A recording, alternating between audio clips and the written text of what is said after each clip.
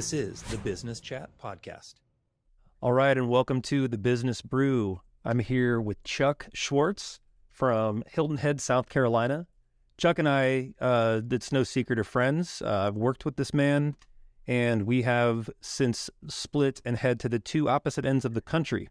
So we have been talking more, being further apart than we've ever been. Isn't that right, Chuck? It is absolutely right, Drew. Thanks for having me here. It's a pleasure to have you as we are experiencing different weather on different time zones now. Chuck is an entrepreneur, author, speaker, just a wonderful guy.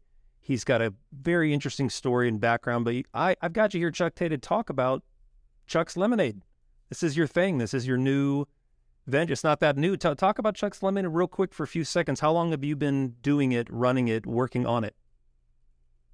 So, I wrote the book, Chuck's Lemonade, a little around a year ago, Drew. I've been working on it for about 5 years. And we can get into all of that, but it's been a wonderful journey, an absolutely wonderful journey. Great. Yeah. About a 5-year project now.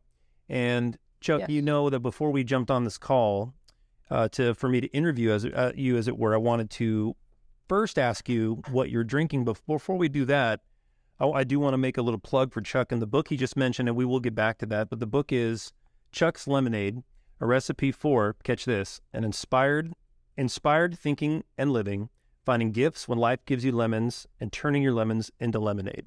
That's the subtitle of this book.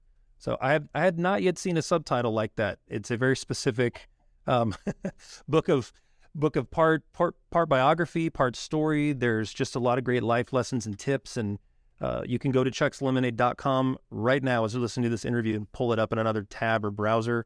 If you're driving, please don't do that. So yeah, just to move through to the next step here for the Business Brew for episode 1, man. Welcome. What are you drinking? What'd you bring today? Some beer, some coffee? Because it's usually the poison folks are bringing.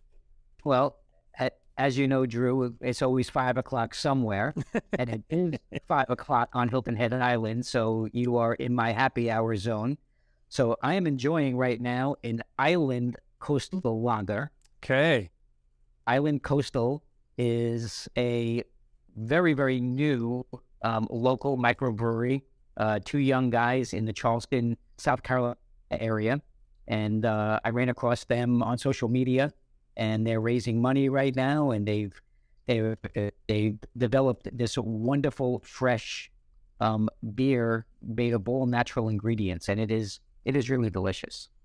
Well, we have so many breweries out here that the thing that's going to get a little redundant, but I'm going to have fun. I was talking to, I suppose it's my producer, the editor here on this project, that I'm going to be drinking a different beer or coffee every episode.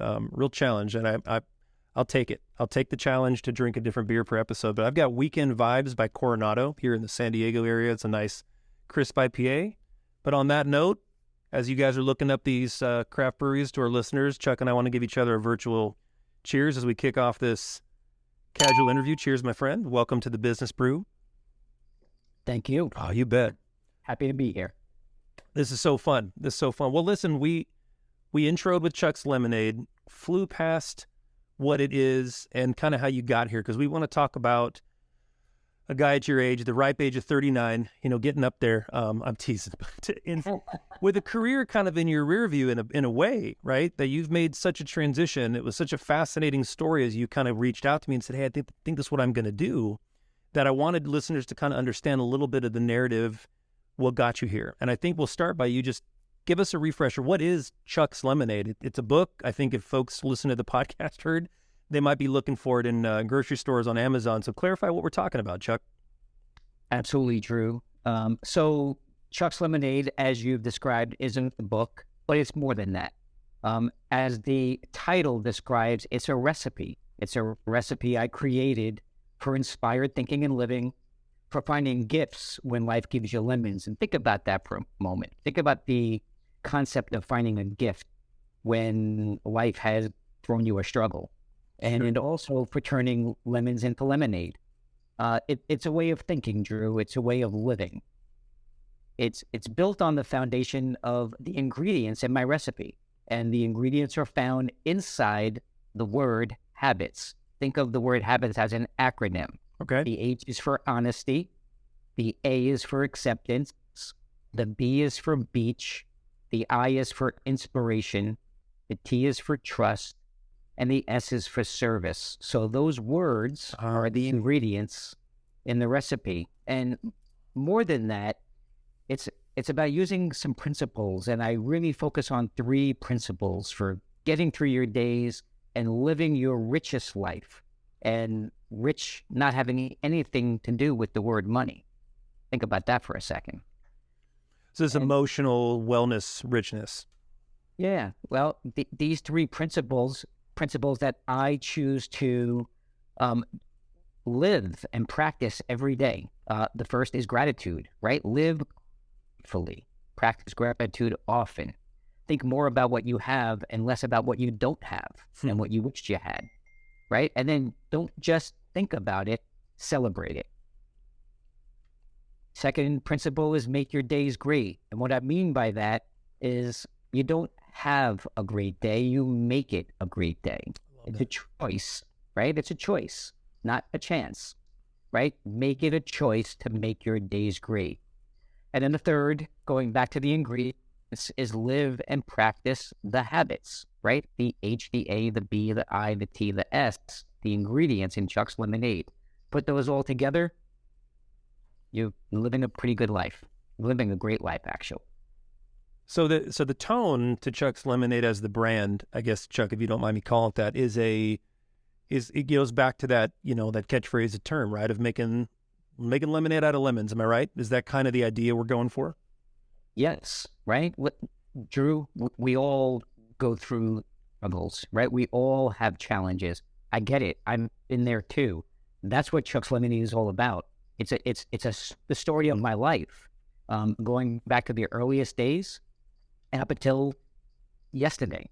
And it's all about getting through life's challenges, finding gifts, as I said before, finding gifts when life gives you lemons, and then turning your lemons into lemonade and living the best life.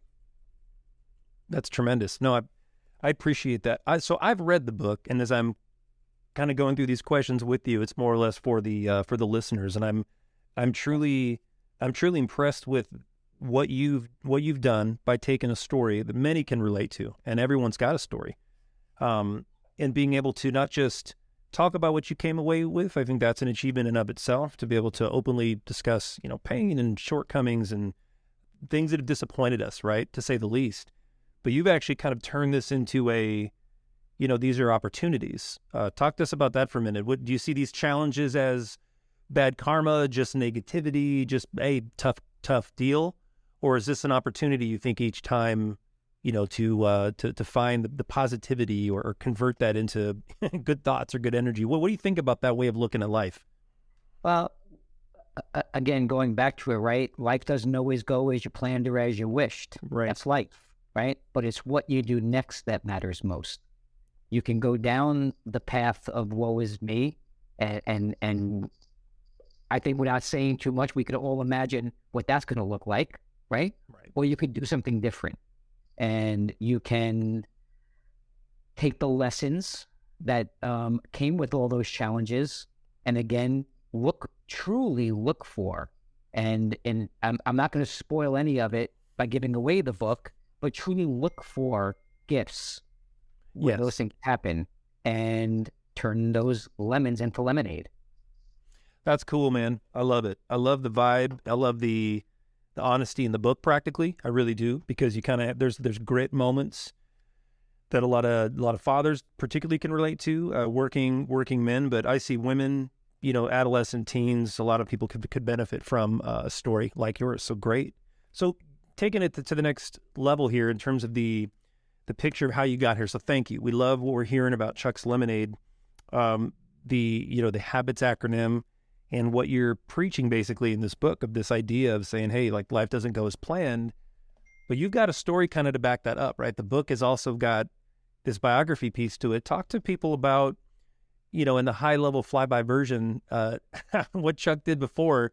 You were in Hilton Head Island talking to me today with a craft ale, writing books, engaging with folks all over the country. You did a few things. You had some different things that you did. You've had kids. You've had a life. You still have kids. They're getting married. But talk to me about your career, right? A lot of folks watching, listening, want to understand what you did before this and kind of that turning point. Oh, Drew, it's, well, I'm going to be 57. Yeah, 15 seconds, by the way. No. I'm going to be 57 in a few months. So, yeah, there's a few years in me. I think the easiest way to answer that is to kind of, tell you, I got married at 20, right? I married at 20. Awesome. To my teenage sweetheart and bandmate, right? I was in a rock band in the 80s, some wonderful years, phenomenal years making music. But then I got married at 20, and I say that because that was a turning point, and I'll describe. At the same time that I got married, I took a union construction job on Long Island in New York, the heyday of union construction in New York. And what was interesting about that is it turned out to be a job that I hated. Sure. But I was married and I wanted to make money and I had made those decisions. So I stuck with it, and I stuck with it for 14 years. Right. Now fast forward and I'm 30 and I have 3 children, ages 6, 4, and 5 months. And I decide to return to college so that I can help myself make a career change and escape the job that I hate. I'm working 80 plus hours a week at this job. And I go back to college and I'm taking classes at night, and I'm taking, this is before online and all that kind of stuff. And all this hocus pocus, right? Yep. Yeah. And I'm trudging through taking 2 classes a semester, juggling coaching soccer and children and everything you could imagine, and an 80-hour-a-week job. And I give myself a crazy deadline to finish. And at 34, I graduate. And in that same year, I make the career change and I begin my white-collar career. That takes me now the next 20 years or so. And it's been a terrific career. 20 plus years of C-level sales and business development positions in IT and construction and accounting.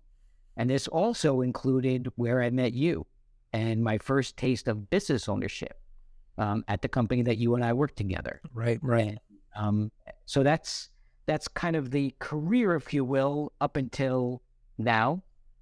This author career and this speaker career and my Chuck's Lemonade career. So I'm juggling my Chuck's Lemonade with my full-time work, where I work for a large national accounting firm named Markham. That's great. Yeah. And so to pull back a couple highlights from the story, I don't want to, detract you too much, but one, I just have to ask. So for people that heard that line you said at the beginning, heyday of union construction work in New York, what was the theme song? Was that Springsteen? Was that Air Supply? Like what was echoing through the the yards, the construction sites at that time? What comes to mind? This is just a fun trivia question. Oh yeah, definitely a mix of Springsteen and John Cougar Mellencamp. And there it is. And Bon Jovi. How's that? It was everything we thought you'd say. That's killer, man. Yeah.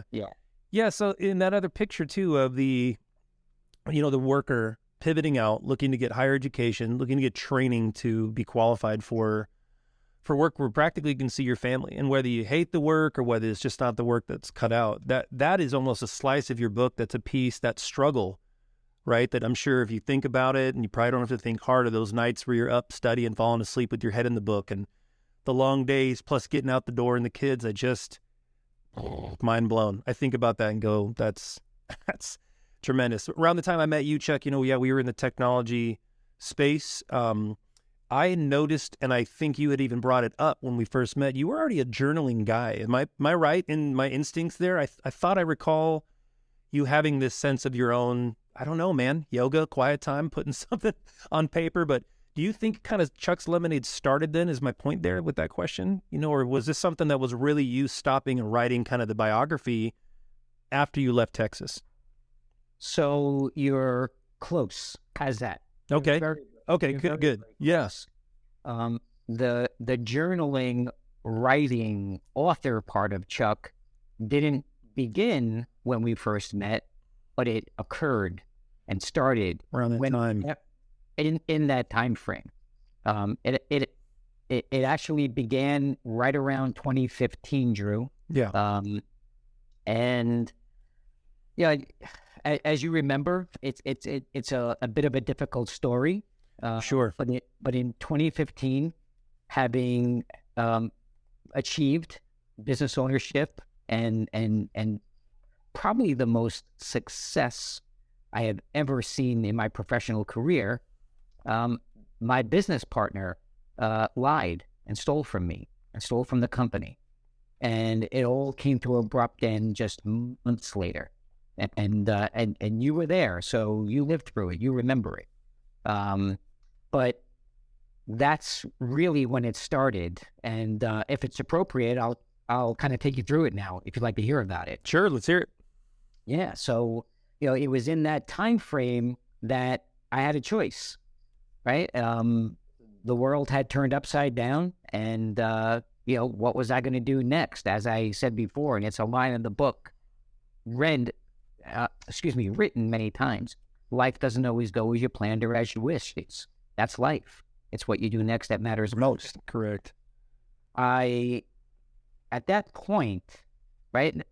My Chuck's Lemonade story spans my entire life. It spans my childhood, my teens, my 20s, my 30s, my 40s, and my 50s, and deals with all the struggles that I went through. But in reality, lots of folks go through it. That's right. But I chose to write about it. But anyway, now here I am in my 50s, having dealt with so much adversity. And there's something I talk about in the book, and that's this concept of yesterday's eyes and today's eyes. I noticed that. Yeah.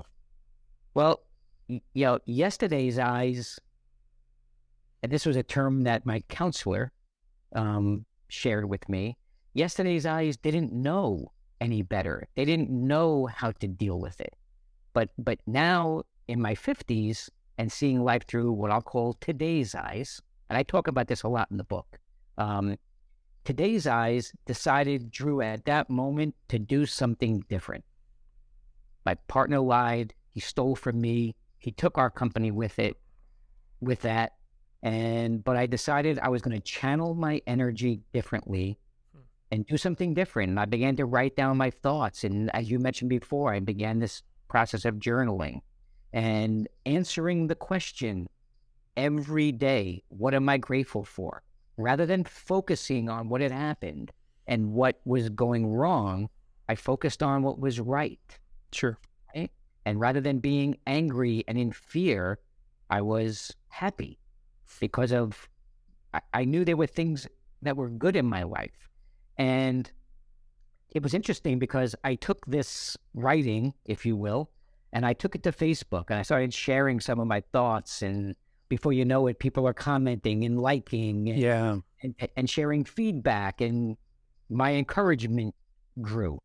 And now, fast forward, Drew, about 5 years, and about a year ago, I'm sitting on a sandy beach in St. Martin with my now wife, Renee, and I share with her that I have about 1,800 pages of these stories. And I said, I should turn this into a book.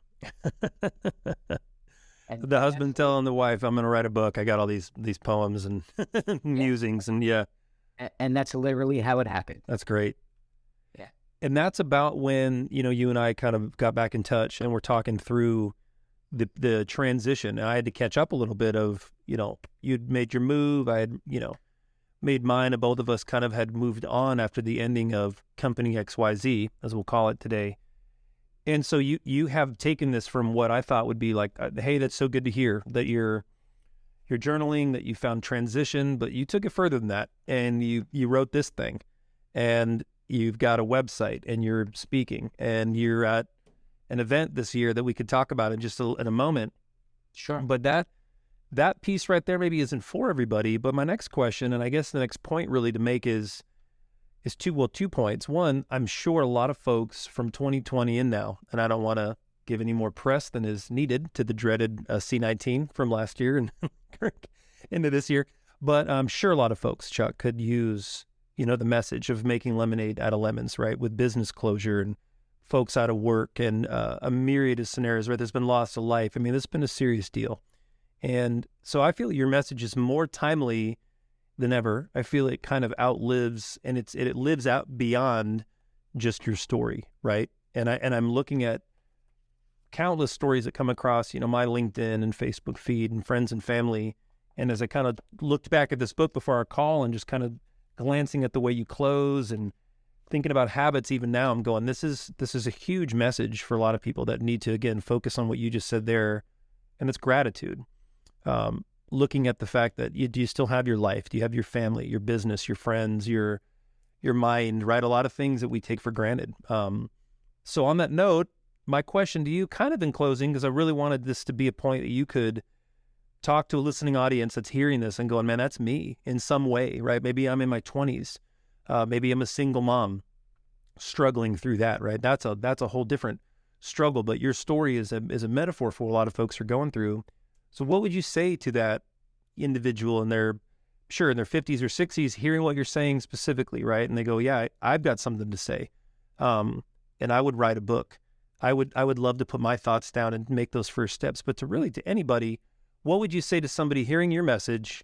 And I would say specifically, they're resonating with the pivot you made, right? Out of the line of work, not in your story before, but at the end of kind of a bad blood scenario. What's an encouragement you would give them, no matter their age and their scenario? What's first steps that you wish you could have gone back and, told yourself, hey, here's the best use of your time kind of thing? I think a lot of people just don't know where to begin. Well, talk about a loaded question, Drew. Yeah. Answer that in 15 seconds. Well, the best way I believe I can answer that, and I have so many thoughts in my head right now, is, you mentioned before when we began that I live on Hilton Head Island in South Carolina. You'll remember, Drew, when we met and we were friends in that company and we worked together, but we also had fun together. That's right. One of my dreams was to eventually move to and retire on Hilton Head. Okay. I know you remember. Yep. So here I am, 50-something years old, and I get the rug, the proverbial rug pulled out from underneath me. And now I'm living in a place that I don't know that many people, far away from where I grew up and lived, and friends and family and all that kind of stuff, and had just built a brand new home. And now I'm unemployed for the first time in 30 years, right? So what do you do? Yeah. And but it's interesting, and I'm going to go back to the gifts, right? So Renee and I take a trip to Hilton Head, and literally we took that trip to kind of figure things out. And one of the things we did was we wrote down things that were troubling us at the time on little pieces of paper. We threw them in a box. We took that, we're standing on the beach on Hilton Head Island. We took that box, we threw it in the ocean. Little wooden cigar box full of our troubles. And Drew, it was as if a weight lifted off of us. And she turned to me and looked at me and she said, what are we waiting for? Less than, I'm going to say 4 months later, we were living on Hilton Head Island. We didn't have all the answers. We didn't have it all figured out. Yeah. But we took the struggle of the business and the failure and all of that, and we found the gift. Here's an opportunity. What are we waiting for? And I am living my best life ever now. So what would I tell that person? It's never too late, right? It's only too late. It's only too late when it's too late. So do it. It's never too late. And here's the other thing, and this is a tough one for people. Sure. Trust your gut. The key in habits is for trust. Trust your gut. Yeah, I read that repeatedly in your book. Trust your gut. Okay. Okay. And here it is. Your gut doesn't lie to you. You may not be comfortable with what your gut is saying. That's a different story. But your gut doesn't lie to you. Your mind lies to you. Your mind tells you, hang in there, or things that you want to hear. May not be the right things. Sure. Everyone's different, but trust your gut. Right. So you trust your gut. You took the risk. You did what on paper maybe didn't make a lot of sense. Maybe, and I don't know, Chuck, that friends or family or naysayers to the left or right of you saw you making this change and maybe didn't understand. But I know that that's a lot of what lives in a lot of people's mind when they're looking to branch out, do something different, do the thing that they've always wanted to do. And I love the trust your gut mantra. In other words, trust what you know is what you should do, what's right, not where your mind will second guess that, right, and play the risk analysis game and all of that sort of thing. Thank you. That's tremendous. That's great. Well, if you do, right, if you do trust your gut and you live a life of choice, right, and not just chance, but choice, sure, there's a much better chance that everything is going to fall into place, right? But if you don't go there, if you don't put it out there, if you don't, yes, life is a risk, right? You get into your car every day, that's a risk. So, really good point. I'm taking a risk having a Skype call with you right now in terms of instead of Zoom, because I don't really know how this works, but that's I'm taking risk all the time. So Chuck, with the theme being the Business Brew, and we've given a nod to our respective local breweries and the choice craft hops here that we've got today, I wanted to go back to the business piece and wrap up with some plugs. Yes, because you absolutely you trusted your gut, right? And you drank your own lemonade. And you went with this pursuit of what you wanted to do. You knew you wanted to do. And I'm looking at the book and I'm looking at the website. I see all these things you have going on. And I guess really for the listeners, because there is so much that could be said, just what's next for Chuck's Lemonade? What's coming up this year? What else do you plan on doing? I know you've got more than just this book, so give us a couple minutes on what's coming next in 2021.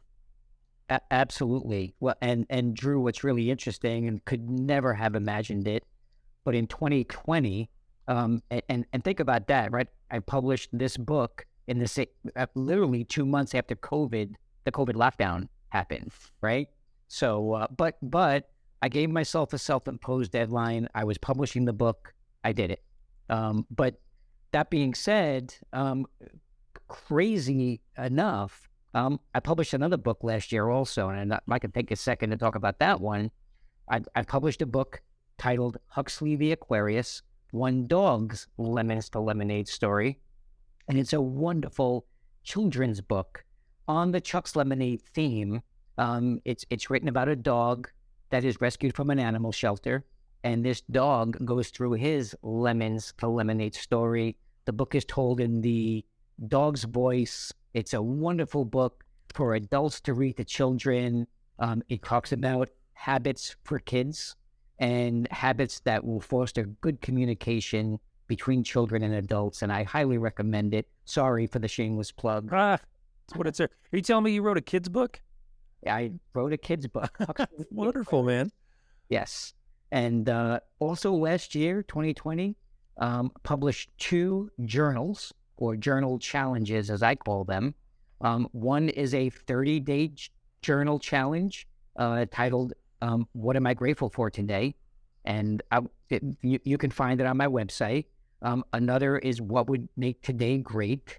And I have a 3rd journal coming out very, very soon. And this is a 30-day Change Your Life challenge.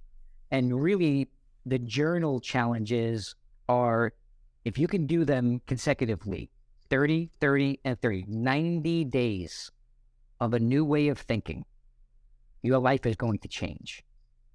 Wow. I promise you. All right. The other thing coming up is the book that you shared a little while ago, Chuck's Lemonade, my first book. There will be a 2nd edition coming out this year with a few changes. And I'm working on another, the next Chuck's Lemonade book. But also something I'm really proud about, and Drew, you brought up COVID-19.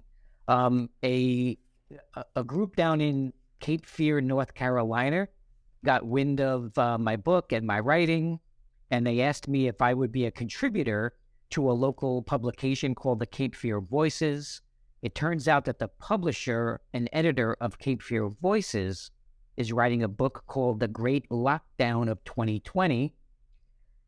It's really a book that's going to give COVID-19, as crazy as this sounds, its place in history.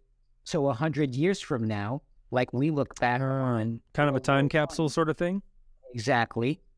And he accepted a few of my writings, my blog posts, but to my surprise, after receiving the blog posts and incorporating them into the book, he's dividing the book into 3 sections, and there's a 3rd section called "What's Next?" Kind of a what do we do now? Where do we go from here? Yeah. And he asked me to write the foreword for that. So I'm very proud of that. That's coming out. Congratulations. That's great. And then lastly, one other thing I'm doing is something I call Chuck's Lemonade Book Club. And I'm working with groups and organizations that are struggling, that their staff is struggling. And I'm inspiring groups of people in something I call Chuck's Lemonade Book Club. It's a once a month over Zoom, right? Nothing's in person any longer, at least for now. And inspiring groups of people to use the Chuck's Lemonade message and theme and stories to get through their struggles. Wow, that's a ton. And we appreciate those plugs. Those are all very different things you're doing. You're a busy guy. The book is Chuck's Lemonade, a recipe for inspired thinking and living, finding gifts when life gives you lemons and turning your lemons into lemonade. And you can check that out, the children's book. Subscribe to Chuck on chuckslemonade.com. Chuck, what can I say? It was a smashing episode 1. It was great to see you. Another sign-off virtual cheers to you, friend. And for all of those of you listening, either by podcast or watching the video, thank you for watching the Business Brew, and we'll see you next time.